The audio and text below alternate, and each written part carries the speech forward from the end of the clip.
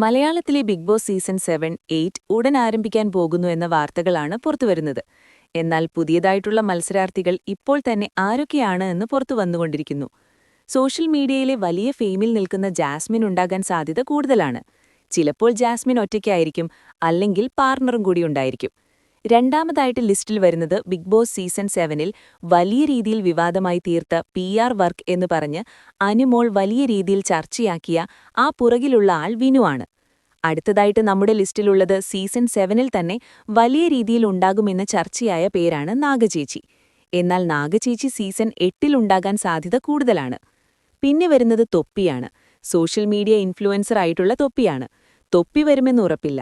മറ്റൊരു കണ്ടസ്റ്റന്റായിട്ട് എത്തുന്നത് വലിയ രീതിയിൽ ചർച്ചയായിക്കൊണ്ടിരിക്കുകയാണ് രാഹുൽ ഈശ്വറാണ്. രാഹുൽ ഈശ്വർ ബിഗ് ബോസിൽ എത്തിക്കഴിഞ്ഞാൽ വലിയ രീതിയിൽ തന്നെ രാഹുൽ ഈശ്വറിനെ പിന്തുണയ്ക്കുന്നവർ കൂടുതലായിരിക്കും. രാഹുൽ ഈശ്വർ ബിഗ് ബോസിൽ എത്തിയാൽ അത് വേറൊരു ലെവലിലേക്ക് തന്നെ എത്തിപ്പിക്കും.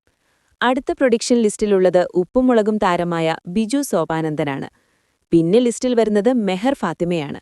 സോഷ്യൽ മീഡിയയിൽ തന്നെ വലിയ രീതിയിൽ വലിയ ഫെയിമുള്ള ആളാണ് മെഹർ ഫാത്തിമ. മെഹർ ഫാത്തിമ ബിഗ് ബോസിൽ എത്തിക്കഴിഞ്ഞാൽ വലിയ രീതിയിൽ തന്നെ അത് വേറെ ലെവലിലോട്ട് കൊണ്ടുപോകാൻ സാധ്യതയുണ്ട്. അതുപോലെ തന്നെ സന്തോഷ് പണ്ഡിറ്റും ലിസ്റ്റിലുണ്ട്.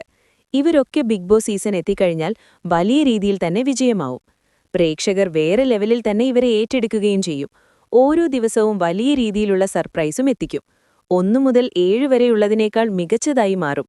ബിഗ് ബോസ് വലിയ രീതിയിൽ തന്നെ വിജയമായി മാറും.